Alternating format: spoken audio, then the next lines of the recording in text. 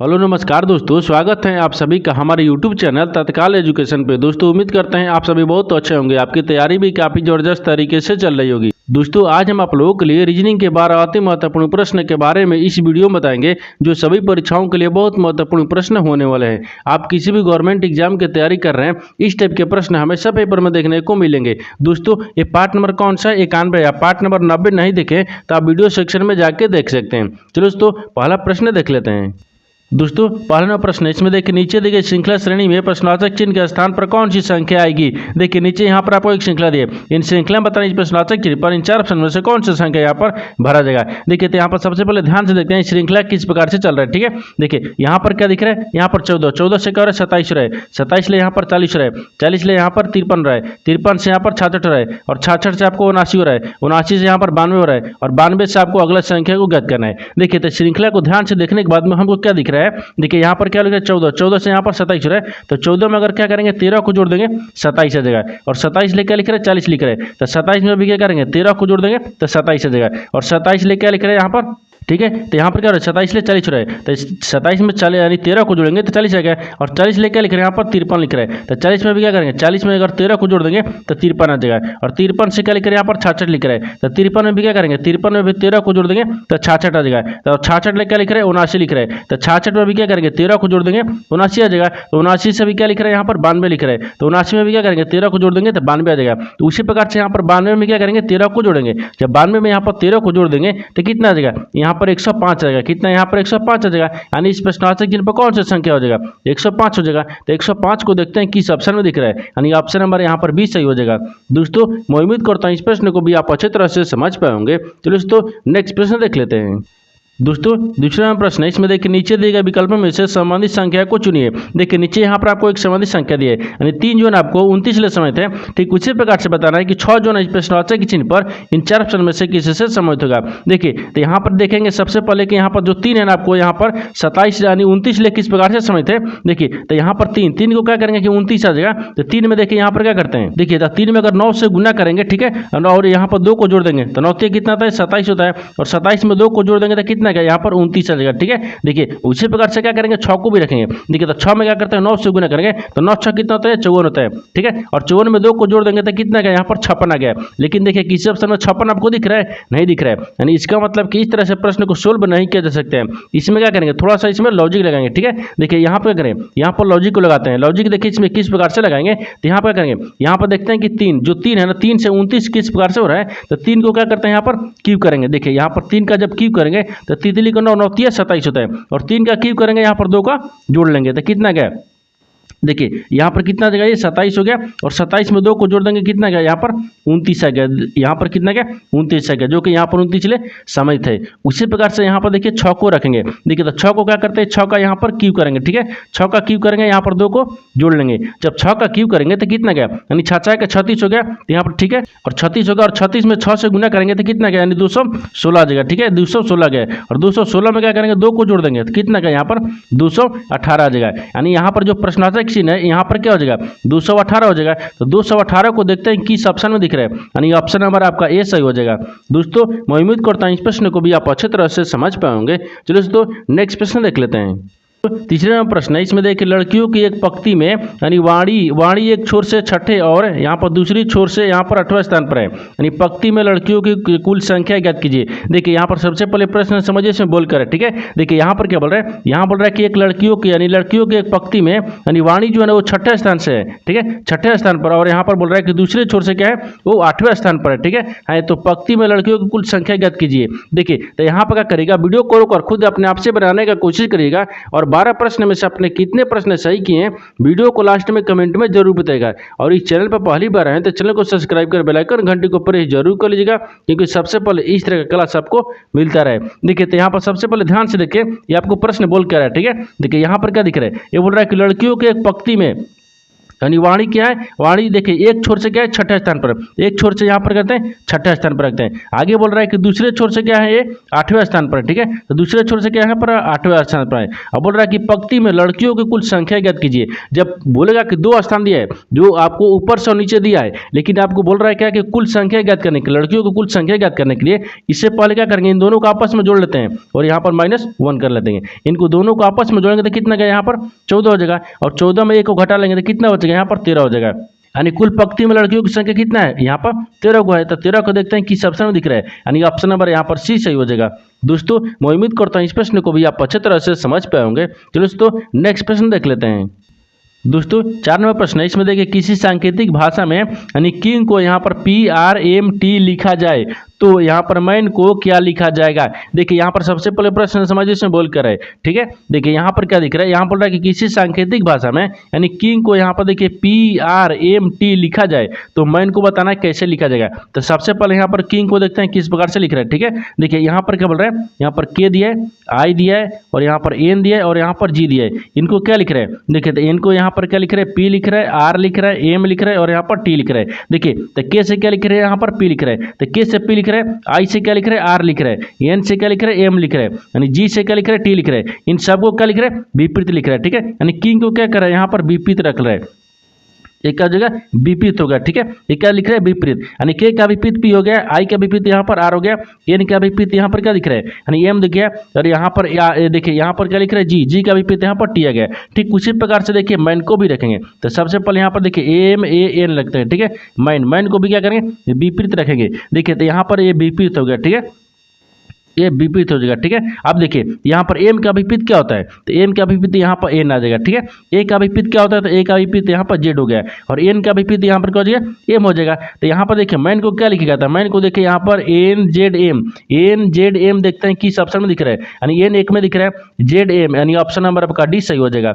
दोस्तों मैं उम्मीद करता हूँ इस प्रश्न को भी आप अच्छे तरह से समझ पाए होंगे। चलिए दोस्तों नेक्स्ट प्रश्न देख लेते हैं। दोस्तों 5वां प्रश्न है, इसमें देखिए नीचे दिए गए प्रश्न आकृति में लुप्त संख्या ज्ञात कीजिए। देखिए नीचे यहाँ पर आपको एक आकृति दी है, इन आकृति में बताना कि इस प्रश्नवाचक चिन्ह पर इन 4 ऑप्शन में से कौन सा संख्या यहाँ पर भरा जाएगा। देखिए तो यहाँ पर सबसे पहले देखते हैं कि ये जो आकृति है वो किस प्रकार से चल रहा है, ठीक है। देखिए यहाँ पर क्या हो रहा है, 10 हो रहा है, 9 हो रहा है, 15 हो रहा है। यहाँ पर आपको नीचे में दिया है 7 दिया है, 6 दिया और 12 दिया। इन सबको आपस में क्या करेंगे कि इस प्रश्नवाचक चिन्ह पर संख्या को भरा जाएगा। देखिए तो सबसे पहले यहाँ पर क्या करते हैं, यहाँ पर आपको किस प्रकार से चलेंगे, देखिए या तो इधर से चलिए या तो इधर से चलेंगे। जब इधर से चलेंगे तो क्या इनको जोड़ेंगे तो 19 रहा है, लेकिन यहाँ पर 15 हो रहा है। अगर इनको जोड़ेंगे तो क्या यहाँ पर 6 दूनी 12 13 गया, लेकिन यहाँ पर 2 आ रहा है, नहीं हो रहा है, यानी किसी प्रकार से नहीं हो रहा है। तो क्या करेंगे, इसमें थोड़ा सा लॉजिक लगाते हैं। लॉजिक देखिए इसमें किस प्रकार से लगाएंगे, यहाँ पर क्या करेंगे, इसको जोड़ेंगे, ठीक है, और यहाँ पर इसको जोड़ेंगे, और यहाँ पर क्या करें, इसको जोड़ेंगे, ठीक है। सबका जोड़ते हैं। देखिए यहाँ पर 10 को और यहाँ पर देखिए 10 जोड़ेंगे, और यहाँ पर 10 को और यहाँ पर 7 को जोड़ेंगे तो कितना गया, 17 गया, जो कि देखिए इन दोनों का आपस में जोड़ने पर कितना रहा है, 17 रहा है। ठीक उसी प्रकार से यहाँ पर देखिए इस लास्ट वाला को जोड़ेंगे, यानी 15 को, ये 15 दिख रहा है, और प्लस यहाँ पर 2 को जोड़ेंगे, कितना गया यहाँ पर 17 गया। यानी लॉजिक समझ में आ गया कि इन दोनों को देखिए ऊपर नीचे के दोनों को जोड़ने पर 17 रहा है, इन दोनों को जोड़ने पर 17 गया। यानी हमको क्या करना है कि इसको भी जो हमको जोड़ने के बाद में तीसरा में क्या दिख रहा है, यानी इसको भी हमको जोड़ने पर कि हमको 17 आना चाहिए। यानी इसका मतलब क्या दिख रहा है, तो यहाँ पर देखिए 9 दिख रहा है, फिर प्लस करेंगे, फिर यहाँ पर क्या करेंगे, प्लस करेंगे और 6 करेंगे, और बराबर में हमको कितना लाना है, 17 को लाना है। देखिए तो यहाँ पर 9 6 कितना गया, 15 हो गया, और 15 में 2 को जोड़ेंगे तो कितना गया, यहाँ पर 17 आ जाएगा। यानी यहाँ पर क्या दिख रहा है, 17 गया। यानी इसका मतलब होगा कि प्रश्नवाचक चिन्ह पर 2 भरा जाएगा। तो 2 को देखते हैं किस ऑप्शन में दिख रहा है, यानी ऑप्शन नंबर आपका 1 सही हो जाएगा। दोस्तों मैं उम्मीद करता हूँ इस प्रश्न को भी आप अच्छे तरह से समझ पाए होंगे। दोस्तों नेक्स्ट प्रश्न देख लेते हैं। दोस्तों 6 नंबर प्रश्न है, इसमें देखिए मान लीजिए यदि वर्ष 2018 में 4 मार्च का दिन यानी बुधवार है, तो 2019 में 7 मार्च को सप्ताह का कौन सा दिन होगा। देखिए यहाँ पर सबसे पहले प्रश्न समझिए इसमें बोल कर है, ठीक है। देखिए यहाँ पर क्या दिख रहा है, यहाँ पर आपको क्या बोल रहा है, ये आपको बोल रहा है कि देखिए वर्ष यानी 2018 में 4 मार्च को कौन सा दिन है, तो बुधवार है। तो सबसे पहले यहाँ पर लिख लेते हैं, ठीक है। देखिए यहाँ पर इस प्रकार से लिखते हैं कि 4 मार्च दिया है, ये 4 मार्च हो गया, ये कितना दिया 2018 दिया, ठीक है। 2018 में कौन सा दिन है, ये बुधवार है, ठीक है। यहाँ पर बुधवार हो गया, यहाँ पर क्या दिख रहा है, बुधवार दिख रहा है, ठीक है। अब आगे क्या बोल रहा है कि 2019 में 7 मार्च को कौन सा दिन होगा। आपको क्या सवाल पूछा है कि 2019 में 7 मार्च को कौन सा दिन होगा। तो सबसे पहले यहाँ पर देखिए क्या लिखते हैं, एक साल के अंतर चलता है, क्योंकि यहाँ पर देखिए 2018 दिए, ये 2019 दिए, एक साल तो चलेंगे ना, एक साल चलेंगे, ठीक है। अब देखिए यहाँ पर क्या लिखते हैं, 4 मार्च को रखेंगे, 4 मार्च क्या रखेंगे, 2019 रखेंगे, क्योंकि 18 से 19 चलेंगे। जब एक साल का अंतर चलेंगे, इसमें क्या करेंगे, बुधवार में एक को जोड़ेंगे। जब बुधवार में एक को जोड़ देंगे तो यहाँ पर कितना देगा, यानी बृहस्पतिवार, यानी बृहस्पति को कर गुरुवार होता है, ठीक है। ये क्या हो जाएगा, यहाँ पर गुरुवार हो जाएगा। एक क्या दिख रहा है, गुरुवार हो गया, ठीक है, यहाँ तक ठीक है। अब देखिए तो यहाँ पर क्या लिखेंगे, यहाँ पर देखिए 2018 में ये 4 मार्च तक लिए, 2018 में 4 मार्च हो गया, तो 2019 में भी आपको क्या लिए, 4 मार्च लिए, लेकिन यहाँ पर 7 मार्च को पूछ रहा है, इसमें 3 दिन बच रहा है। जब 3 दिन बच रहा है तो क्या करेंगे, गुरुवार में यहाँ पर देखिए जो आपको 4 मार्च 2019 में गुरुवार आया था, उसमें 3 दिन जोड़ देंगे। जब 3 दिन इसमें जोड़ देंगे तो गुरुवार के बाद नहीं बृहस्पतिवार, बृहस्पतिवार में क्या करेंगे, 3 को जोड़ेंगे, तो बृहस्पतिवार में शुक्रवार, शनिवार, रविवार, यहाँ पर क्या जाएगा, ये रविवार हो जाएगा, ठीक है। क्या यहाँ पर रविवार हो जाएगा, देखिए यहाँ पर लिख लेते हैं, ठीक है। क्या 3 को यहाँ पर जोड़ देंगे, जब 3 को जोड़ देंगे तो क्या दिख रहा है, तो देखिए यहाँ पर 3 को जोड़ने के बाद में क्या दिख रहा है कि 7 मार्च, ठीक है, ये 7 मार्च हो गया, 7 मार्च, यहाँ पर मार्च हो गया ना, देखिए इसको मार्च रखते हैं, ठीक है। ये 7 मार्च हो गया, ये क्या दिख रहा है, 7 मार्च, 7 मार्च 2019 को, ठीक है। 2019 को कौन सा दिन हो जाएगा, तो यहाँ पर क्या हो जाएगा, रविवार हो गया, ठीक है। कि यहाँ पर रविवार हो जाएगा। तो रविवार को देखते हैं किस ऑप्शन में दिख रहा है, ठीक है। यानी रविवार किस ऑप्शन में दिख रहा है, ऑप्शन नंबर यहाँ पर क्या हो जाएगा, सी सही हो जाएगा। दोस्तों मैं उम्मीद करता हूँ इस प्रश्न को भी आप अच्छे तरह से समझ पाए होंगे। चलो दोस्तों नेक्स्ट प्रश्न देख लेते हैं। दोस्तों 7वां प्रश्न है, इसमें देखिए नीचे दिए गए विकल्पों में से संबंधित शब्द को चुनिए। देखिए नीचे यहाँ पर आपको एक संबंधित शब्द दिया है, यानी देखिए चीन जो है ना आपको बीजिंग से समझते हैं, ठीक उसी प्रकार से बताना है कि ब्राजीलिया जो है ना, ब्राजील जो है इस प्रश्न आता है किसी पर इन 4 ऑप्शन में से किसी से संबंधित होगा। देखिए तो यहाँ पर सबसे पहले ध्यान से देखते हैं कि जो आपको चीन है ना वो आपको ब्राजील से किस प्रकार से संबंधित है, ठीक है। यानी सॉरी यहाँ पर बीजिंग से किस प्रकार से संबंधित है। देखिए तो यहाँ पर क्या दिख रहा है, ये देखिए चीन की राजधानी कहाँ है, बीजिंग है, यहाँ पर राजधानी को रखते हैं, ठीक है। ये राजधानी हो जाएगा, ये राजधानी दिख रहा है। जो चीन की राजधानी कहाँ है, बीजिंग है, चीन की राजधानी कहाँ है, बीजिंग है। उसी प्रकार से यहाँ पर ब्राजील की राजधानी कहाँ है, यानी ब्रासीलिया है, ब्राजील की राजधानी कहाँ है, ब्रासीलिया है। तो यहाँ पर कहते हैं राजधानी को रखेंगे, ठीक है। ये राजधानी हो जाएगा, राजधानी होगा, राजधानी कहाँ दिख रहा है, तो ब्राजील की राजधानी कहाँ है, ब्रासीलिया है, ठीक है। यहाँ पर क्या है, ब्रासीलिया, यानी ब्राजील की राजधानी क्या है, ब्रासीलिया हो गया। तो ब्रासीलिया को देखते हैं किस ऑप्शन में दिख रहा है, यानी ऑप्शन नंबर यहाँ पर ए सही हो जाएगा। दोस्तों मैं उम्मीद करता हूँ इस प्रश्न को भी आप अच्छे तरह से समझ पाओगे। चलो दोस्तों नेक्स्ट प्रश्न देख लेते हैं। दोस्तों 8वां प्रश्न है, इसमें देखिए एक पासे की 4 स्थितियां नीचे दर्शाई गई हैं। जब ऊपरी फलक पर 6 है तो निचले फलक पर कौन सा अंक होगा। देखिए यहाँ पर सबसे पहले प्रश्न समझिए इसमें बोल कर है, यहाँ पर बोल रहा है कि नीचे आपको एक ही पासे का 4 स्थितियां दर्शाए गए, जिसमें पूछ क्या रहा है कि देखिए ऊपर में क्या बोल रहा है कि जब ऊपर में आपको 6 है तो नीचे बताना है कौन सा होगा, यानी 6 का विपरीत बताना है, ठीक है। देखिए तो 6 का विपरीत बताएंगे तो यहाँ पर कौन सा अंक होगा। तो सबसे पहले यहाँ पर देखेंगे चारों स्थितियां में आपको कॉमन कौन सा मिल रहा है, ठीक है। देखिए ये क्या दिख रहा है, एक दिख रहा है, ये दूसरा दिख रहा है, ये तीसरा दिख रहा है, ये चौथा दिख रहा है, ठीक है। अब देखिए दूसरा में क्या करेंगे और चौथा में, दूसरा और चौथा को रखेंगे, ठीक है। देखिए दूसरा और चौथा में आपको कॉमन मिलेगी, तो दोनों में कॉमन कौन सा मिल रहा है, देखिए दोनों में कॉमन आपको देखिए यहाँ पर 4 मिल रहा है, ठीक है। यानी 4 इसमें मिल रहा है, 4 इसमें मिल रहा है, दोनों में क्या मिल रहा है, 4 मिल रहा है। हमको 6 का विपरीत पूछा है, जब 6 का विपरीत पूछा है तो देखिए यहाँ पर 4 मिल गया, तो 4 का यहाँ पर विपरीत क्या दिख रहा है, 4 हो जाएगा, ठीक है। यहाँ पर विपरीत होता है, क्या होता है, विपरीत होता है। अब देखिए 4 का विपरीत यहाँ पर क्या दिख रहा है, 4 हो गया, एक कॉमन मिल गया है। जब कॉमन मिल गया तो यहाँ से क्या करेंगे, घड़ी की दिशा में घुमाते हैं।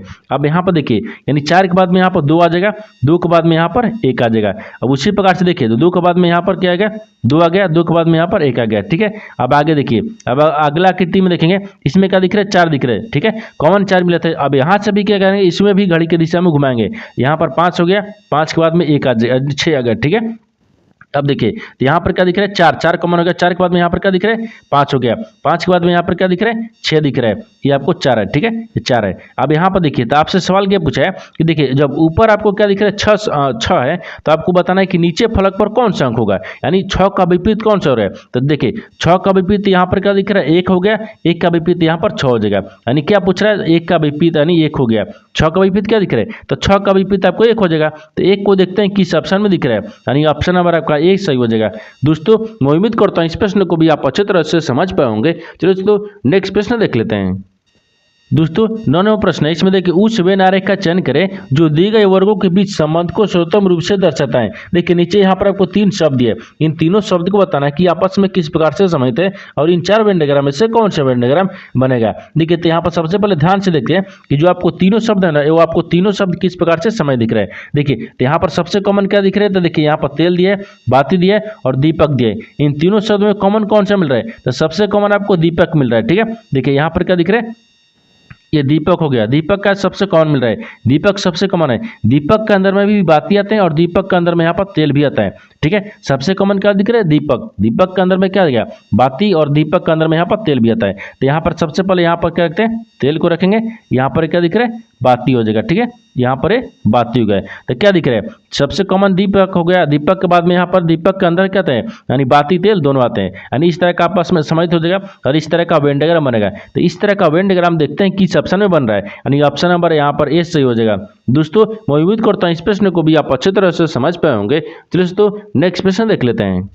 दोस्तों 10वां प्रश्न है, इसमें देखिए बी ए का भाई है, यानी डी का पिता ई सी है। ठीक है, डी का पिता सी है और बोल रहा है कि बी का माता ई है। यहाँ पर ए डी का भाई है, तो यहाँ पर ए देखिए ई का सी से क्या रिश्ता है। तो सबसे पहले यहाँ पर प्रश्न समझते हैं इसमें बोलकर। ठीक है, देखिए यहाँ पर क्या दिख रहा है, ये आपको क्या बोल रहा है, बोल रहा है कि ए, देखिए यहाँ पर क्या दिख रहा है, बी, बी जो है ना ए का भाई है। यहाँ पर क्या दिख रहा है, बी जो है वो ए का भाई है, तो यहाँ पर रखते हैं बी को रखते हैं। ठीक है, ए क्या दिख रहा है, यहाँ पर ए का ए भाई है। ठीक है, यहाँ पर भाई हो जाएगा। ठीक है, आगे बोल रहा है कि डी का पिता सी है, जो डी का पिता है क्या है, डी यानी सी है। देखिए डी का पिता सी है, तो यहाँ पर मान लीजिए डी रखते हैं, डी का पिता कौन दिख रहा है, तो सी हो जाएगा। तो यहाँ पर सी रखते हैं, यानी डी का पिता कौन है, सी है। ठीक है, डी का पिता, तो डी का पिता कौन दिख रहा है, सी दिख रहा है, ये आपको यहाँ पर पिता हो गया। ठीक है, आगे पिता हो गया। अब आगे क्या बोल रहा है, आगे बोल रहा है कि बी की माता कौन है, ई है। बी की माता कौन है, ई है, तो बी के माता को रखते हैं। ठीक है, यहाँ पर ई रखते हैं। ठीक है, ये बी की माता हो गया, यहाँ पर क्या दिख रहा है, माता दिख रहा है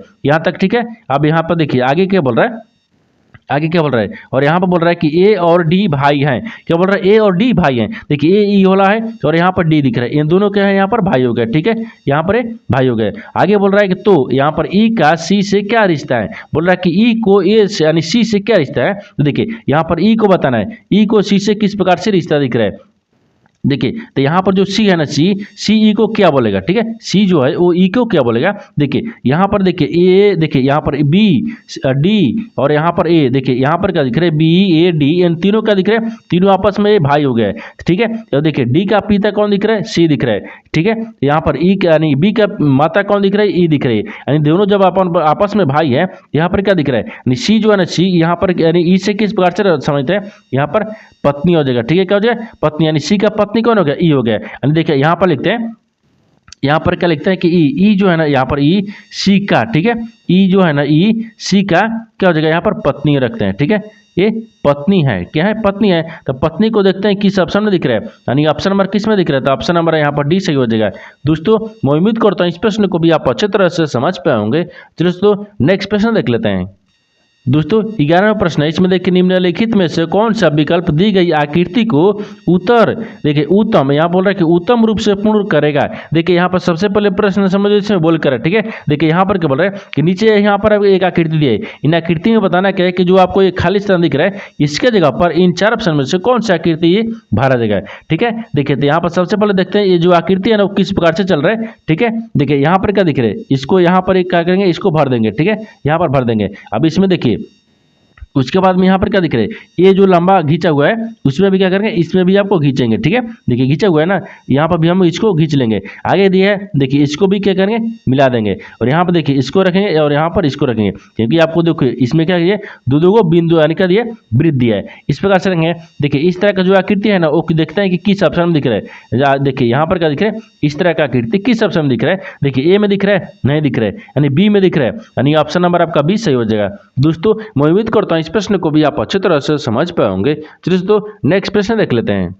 दोस्तों 12वां प्रश्न है, इसमें देखिए कथन दिए और धारणा दिए। कथन के देखिए कथन को ध्यान से पढ़ेंगे और धारणाएं को भी ध्यान से पढ़ेंगे, यानी चारों ऑप्शन में से बताएंगे कि कौन सा ऑप्शन आपको सही होगा। देखिए तो यहाँ पर कथन निष्कर्ष नहीं बोल रहा है, कथन धारणाएं बोल रहा है। यानी कथन के आधार पर क्या करते हैं, पहले डायग्राम बनाते थे और निष्कर्ष के आधार पर प्रश्न को सोल्व करते थे, लेकिन यहाँ पर कथन और धारणाएं दिए। तो सबसे पहले कथन को पढ़ते हैं, इसमें बोल कर है। देखिए कथन क्या बोल रहा है कि आजकल यानी भारतीय क्रिकेट टीम बहुत अच्छी खेलती है। क्या खेलती है, ये क्या बोल रहा है कि जो यानी आजकल जो भारतीय क्रिकेट टीम है वो अच्छी खेलती है। तो आपको ये तो कथन बोल रहा था। धारणाएं को देखते हैं, धारणाएं क्या बोल रहा है। देखिए धारणाएं पहला में क्या दिया है, यानी अन्य देशों की टीमों की क्रिकेट के प्रति रुचि नहीं है। बोल रहा है कि अधिक जो यहाँ पर क्या बोल रहा है कि देखिए अन्य देशों यानी दूसरे देशों की टीमों की प्रति क्या क्रिकेट को रुचि नहीं है, रुचि है। यहाँ पर दिख रहा है कि है, ये बोल रहा है कि नहीं है। ये क्या बोल रहा है, गलत बोल रहा है। क्या बोल रहा है, गलत बोल रहा है। दूसरा देखिए, दूसरा बोल रहा है कि यह संयोजन से हो रहा है। क्या ये संयोजन से थोड़े हो रहा है, ये आपको अच्छे तरीके से हो रहा है, ये भी आपको गलत बोल रहा है। यानी दोनों में गलत बोल रहा है। ये जो धारणा है वो कथन के आधार पर नहीं बोल रहा है, ये दोनों गलत बोल रहा है। यानी इसका मतलब क्या होगा, न तो धारणाएं 1 और न ही 2 निहित है। यानी ऑप्शन नंबर आपका डी सही हो जाएगा। दोस्तों मैं उम्मीद करता हूँ इस प्रश्न को भी आप अच्छे तरह से समझ पाए होंगे। चलिए दोस्तों नेक्स्ट वीडियो में मिलते हैं, तब तक जय हिंद। दोस्तों इस चैनल पर पहली बार आए तो चैनल को सब्सक्राइब कर बेल आइकन घंटी को प्रेस जरूर कर लीजिएगा, क्योंकि सबसे पहले इस तरह की क्लास आपको मिलता रहे।